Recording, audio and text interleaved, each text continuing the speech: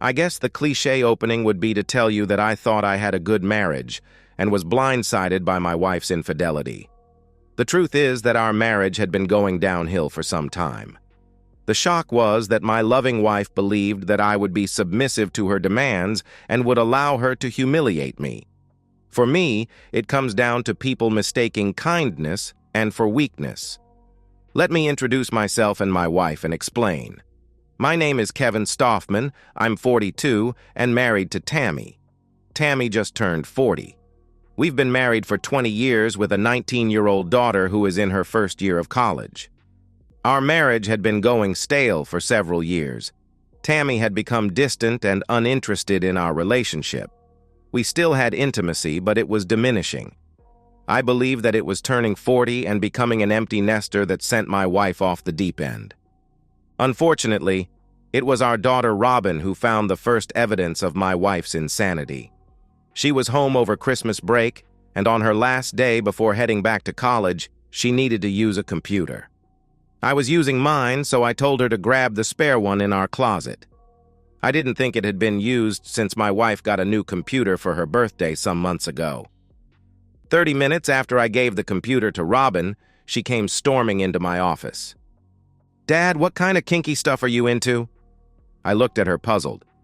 "I mean all the adult videos you've been looking at, and what's up with all the holding crap?" Robin put the computer in front of me, showing me an untitled folder with a ton of videos. "I looked a few and they are all that kinky videos.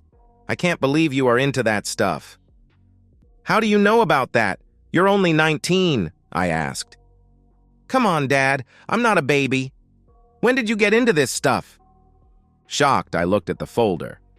"That is your mother's computer. She's the only one who has ever used it." We continued to poke around on the computer, finding other folders. Another folder contained several articles on how to manipulate your husband into becoming submissive. It dawned on me that what we were looking at was several months old.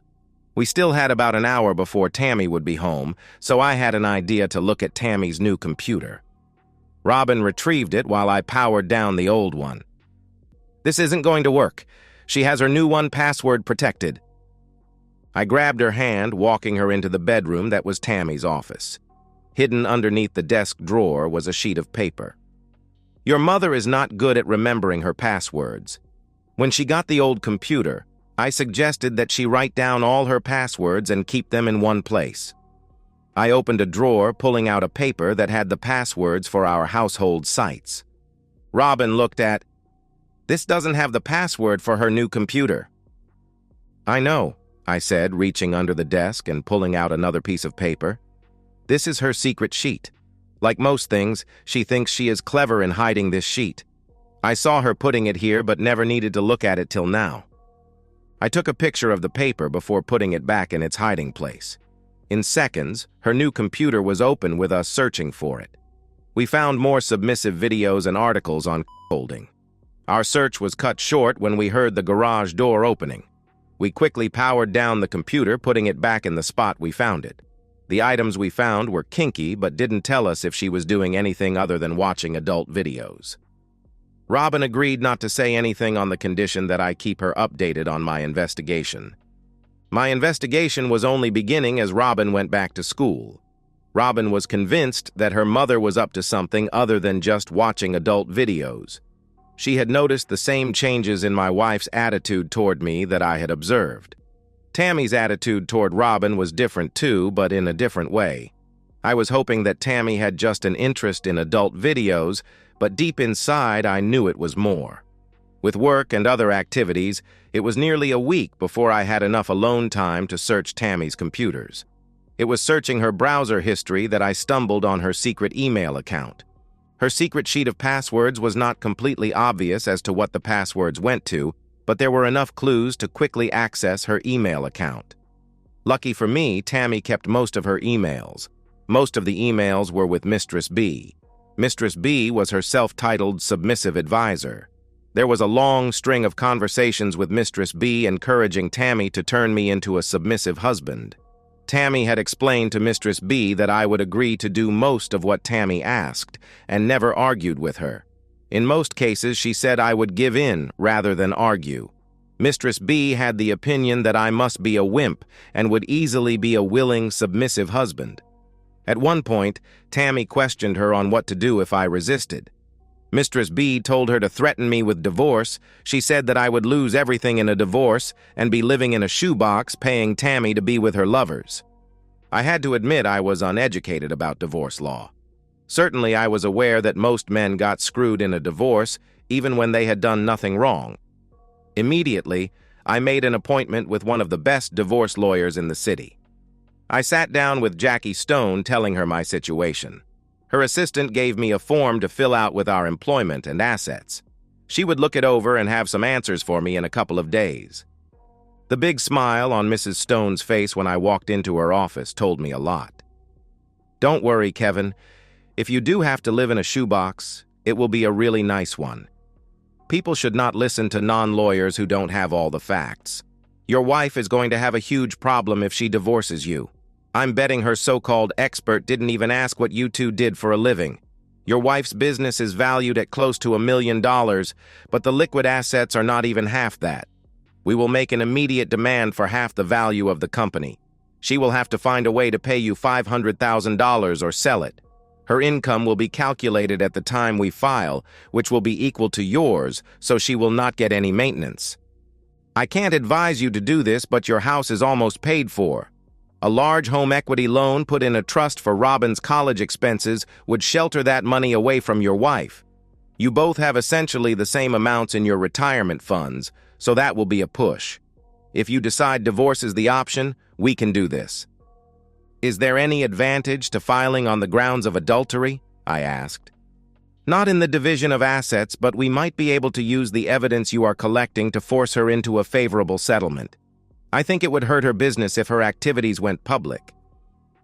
Mrs. Stone agreed to prepare the paperwork and wait for my signal to have her served. We didn't have evidence of adultery other than the emails, but it looked like she was going there. We could use the time to shelter additional money from Tammy's grasp. I updated Robin on what I found and what the divorce lawyer said. You think she's going to try to turn you into a submissive husband? That cheating woman? She can't really think you would go along with that. It's partly my fault. I give her everything she wants. I should stop it now, I replied. Wait, Dad, maybe you should play along. Do you really think she will stop if you put your foot down? She will just hide it. Play along and draw her into a trap. Oh, I like that, I replied. I continued to watch Tammy's secret email account. Mistress B instructed Tammy to cut me off from intimacy and be more demanding I do most of the household chores. Tammy was to gauge my response to her being nastier and demanding of me. Tammy was supposed to tell me that if I did just as she instructed, I would be rewarded with intimacy. Mistress B told her to always find faults with my work and to withhold intimacy. My compliance would be the signal that I was ready to be her wimp husband. I thought about standing up to her, but Mistress B told her that if I didn't go along, then she would change plans and humiliate me secretly. Just as Robin suggested, I played along with her plan. I played my part well as the dominant male. I sheepishly did just as I was told. I was so angry with her that I was happy not to have intimacy with Tammy, but acted disappointed when she withheld intimacy. I knew the end was coming near when I read an email that Tammy told Mistress B that she had found her bull. He was a salesman for one of the suppliers of her business. Mistress B told Tammy that she should sample her new bull before springing the plan on me. I had been holding out hope that Tammy would come to her senses before she committed adultery. My blood boiled when I read an email a week after Tammy said she had found her bull. It was to Mistress B. I've experienced my partner in every way. I'm ready to make my husband submissive. Finding the bull's identity was easy. There were a couple of new emails from Stephen Rose. He was thanking Tammy for a great night of intimacy. The last email, dated yesterday, was telling Tammy how much he was looking forward to putting me in my place. He had thought it over, and Steve said that he was excited to humiliate me, and he wanted me, to pleasure him. With some quick research, I found out all I could about Stephen Rose. It was hard to believe he was going to be my bull. I thought a bull was supposed to be an imposing figure of a man. If I had the right Stephen Rose, and I knew I did, this man was 5 foot 10 inches, about 180 pounds. I'm just over 6 foot tall at 200 pounds. True, he was 10 years younger than me, but from the pictures I saw, I could take him on my worst day. Steve was a salesman who was a supplier for Tammy's business, and he was married with 2 small children. I felt sorry for what was about to happen to his family. I watched their email for the next 2 weeks. Steve was kind enough to take a few POV photos of my wife with him. I'm sure he didn't realize that he had sent me the evidence I needed to prove my wife's adultery and ruin his own marriage. The email finally came. Tammy emailed Mistress B that she was ready to take out her plan. She thought I was ready and her bull was on board. Friday night was going to be the night. Tammy was going to spring her new rules on me before Steve came over to her. Her divorce threat was going to be used if I didn't immediately agree.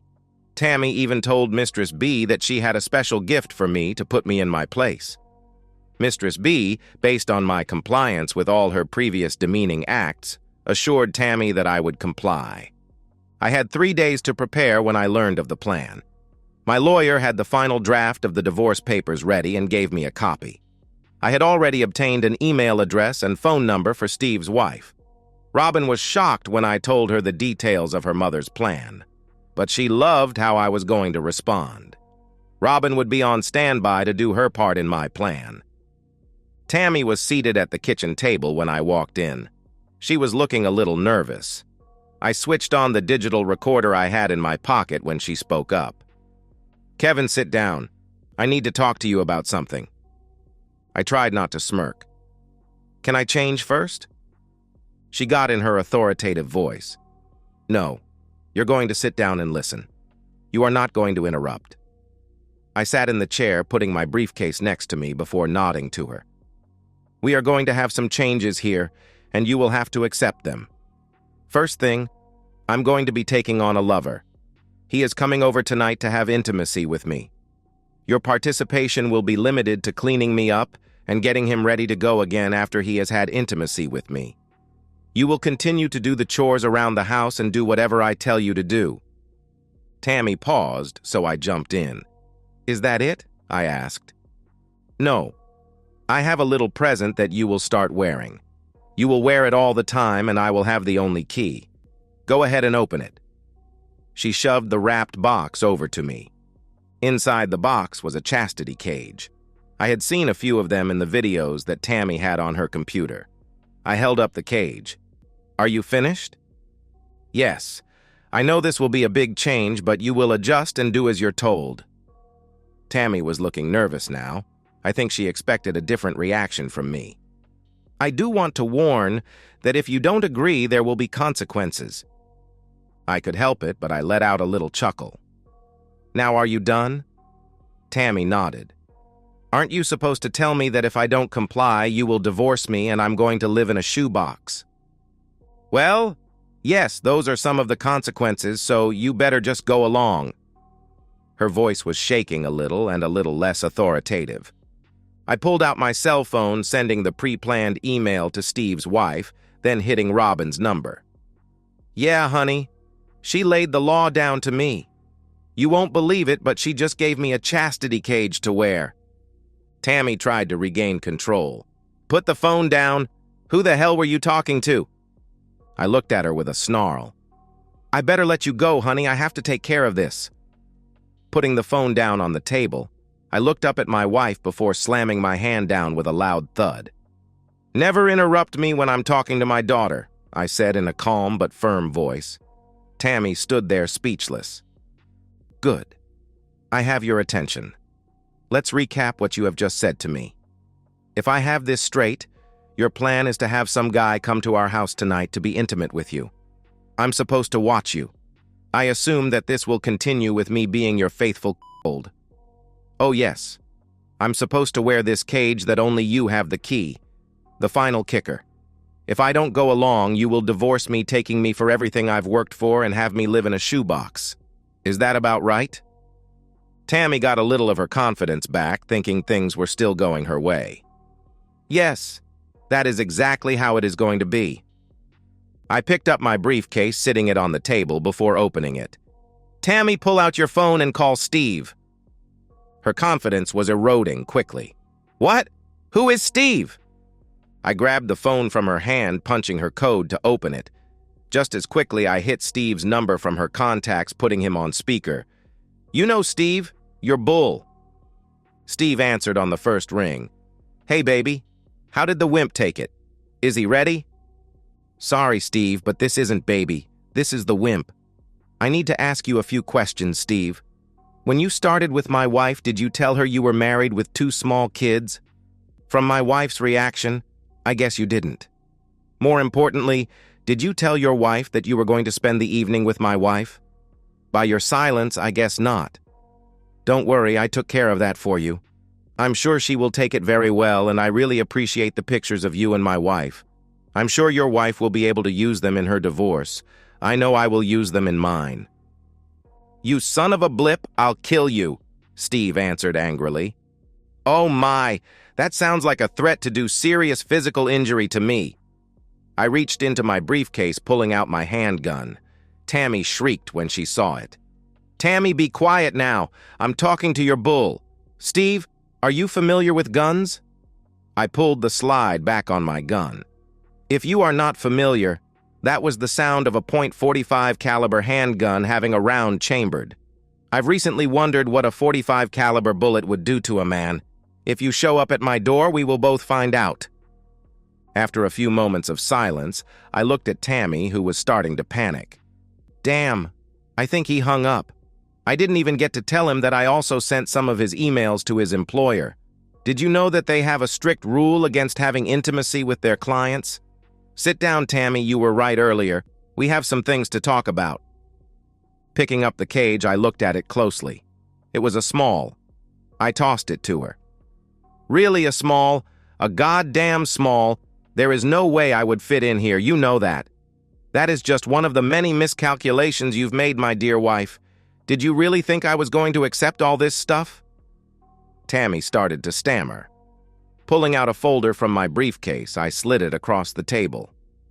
"What is this?" she asked, looking about to cry. "It is a petition for divorce.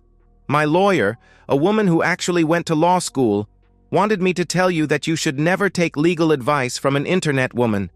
Let me give you the highlights. First, you aren't going to take everything from me, and no, I'm not going to live in a shoebox. Let's start with our assets. I'm sure your internet woman told you that you would get everything. That's wrong. We live in a 50-50 state. That means each of us is entitled to half of the assets of our marriage. Did you tell your advisor that you owned a successful business? No, I didn't think so. You will notice that I am demanding half of the business that you built during our marriage. Now, I remember that last evaluation for that loan you got valued the company at $1 million. I am demanding $500,000 cash in the divorce." Tammy started to stammer. "But you know that valuation was only to secure the loan. You know my company doesn't have those kinds of assets." "Oh my, you might have to sell your business. Second thing, I'm not asking for maintenance. Lucky for you, your reported salary from the company along with the company benefits you've been receiving are equal to my current salary." "What? You make more than I do and you know it," she replied. "There you go again, listening to some internet woman. You see, your salary is calculated using what you receive from your company along with the benefits like a car, trips, and whatnot. A shame you will have to sell it to pay off your debt to me." "You son of a blip, you planned this," she replied. "No, let me stop you there. You planned this. I'm just reacting to your plans. How's your plan working so far?" Tammy was crying hard now. "I don't want a divorce. Isn't there a way we can work this out?" "Work this out? You are crazy. You intended to put me in a cage. I don't know what happened to cause you to lose your mind, but I'm done. Just so you know, I've known about your little plan. It just proves my point that you believe that kindness is a weakness, so I will fix that for you. I will no longer be kind to you. I will treat you as poorly as you have treated me." Tammy was crying. "Kevin, I'm sorry. I was looking for something new and got caught up in the excitement. Please, can we just forget all this? I see how wrong I was to force you into this." You wanted excitement. I'm going to give it to you. This is going to be so exciting, going to divorce court. It's going to be so exciting for you to tell your family what a cheating woman you have turned into. Finally, it's going to be so exciting for you to have to sell your business to pay me off. Look at all this excitement you're going to have." Tammy continued to argue with me that she was sorry and didn't mean for this to turn out this way. She had been crying for over an hour when someone started pounding on the front door. With the loud pounding, I was pretty sure I knew who was at the door. I grabbed my .45 before going to the door. As I got to the door, a voice yelled through the door, "Open the door, you son of blip!" I backed away from the door, pulling out my phone and dialing 911. "Yes, I need the police to respond to my residence immediately. My wife's boyfriend is at the door threatening me. I don't know if he is armed, but I am. If he comes through the door, I'm going to shoot him to protect myself." I put the phone down, leaving it still connected to 911. "Steve, get away from my door. I've called the police and they are on their way." Steve was banging on the door harder now. The loud booms made clear he was trying to break in. "I'm going to kill you." I was tempted to unlock the deadbolt to let him break in and shoot him. Before I could do that, I heard the sirens coming down the street. Through the door, I could hear the police yelling at Steve to show his hands and step away from the door. When he didn't cooperate, I heard one of the officers announce, "Taser deployed." We found out later that Steve's wife lost it when she got my email running to her father. Her father lived next door, so he was there waiting when Steve drove up. Steve was barely able to escape with his life before he drove back to my door. I noticed large dents in the side of his car after he was arrested. They looked like baseball bat dents. Too bad his father-in-law didn't catch him before tried to break into our house with a gun, might have saved him jail time. The incident with Steve helped me get a restraining order against Steve, though I wouldn't need it till he got out of jail.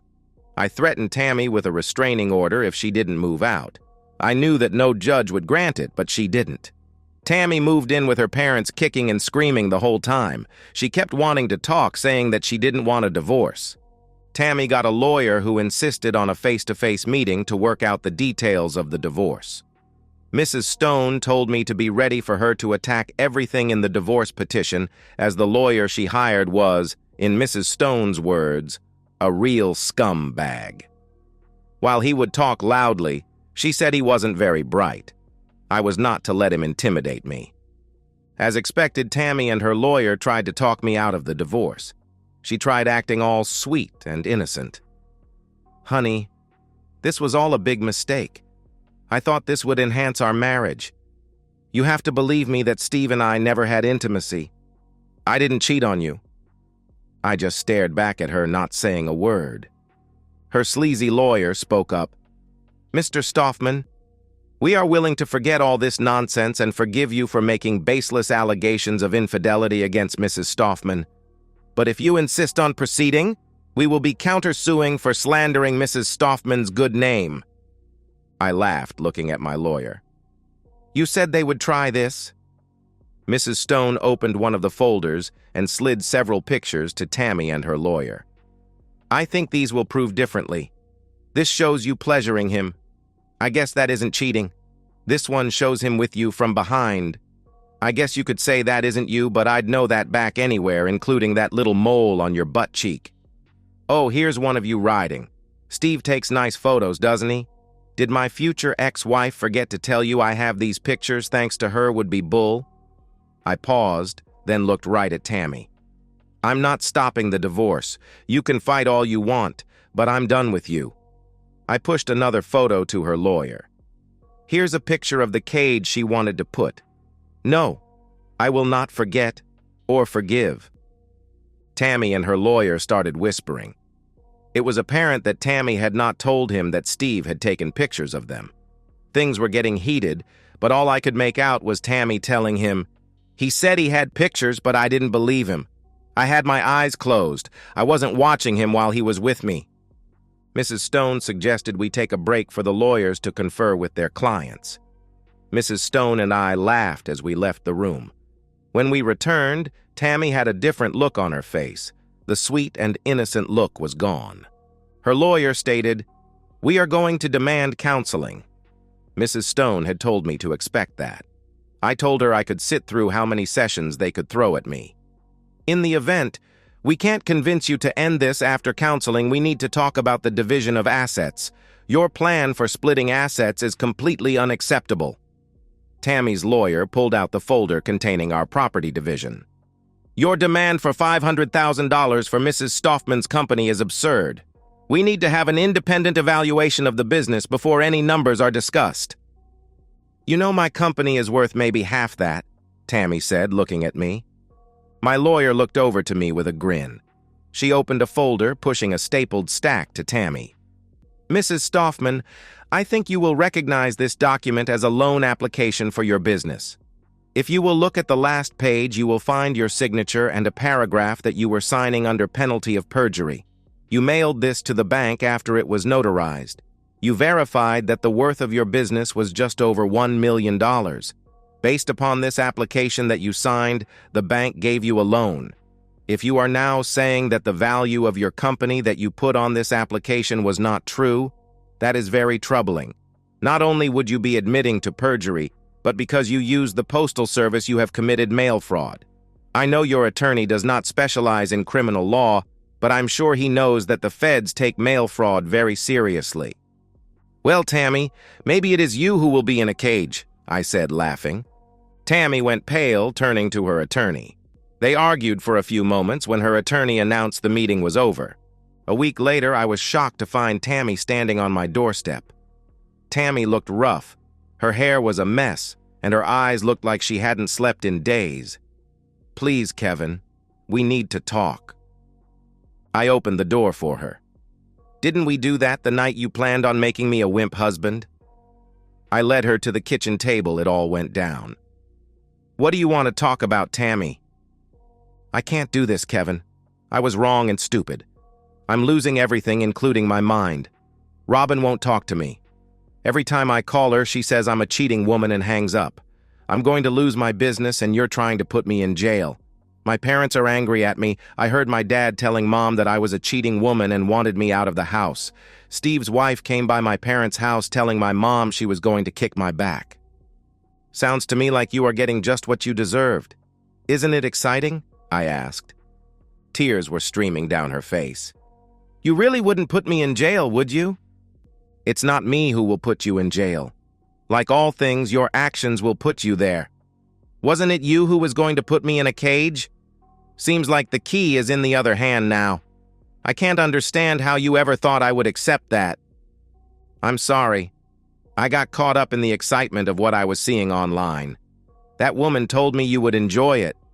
She said the fact you took on the household chores and didn't complain signaled that you liked being dominated, Tammy answered. Or maybe that I'm a nice guy who wanted to make his wife happy. Tammy, we're wasting our time.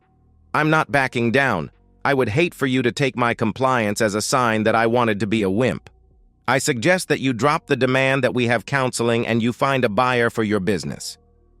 She fired her attorney and hired one less sleazy. The new attorney told her she was in a losing battle. He advised her to cut her losses. 2 months later, we were back in the same conference room at my lawyer's firm. Tammy looked as bad as she did when she showed up at my house. She looked completely defeated when she walked into the conference room. Mrs. Stone told me that Tammy had a contract to sell her business. After paying off her loans, she would clear only about $400,000. Their initial offer was for half. We rejected that offer and started off wanting it all.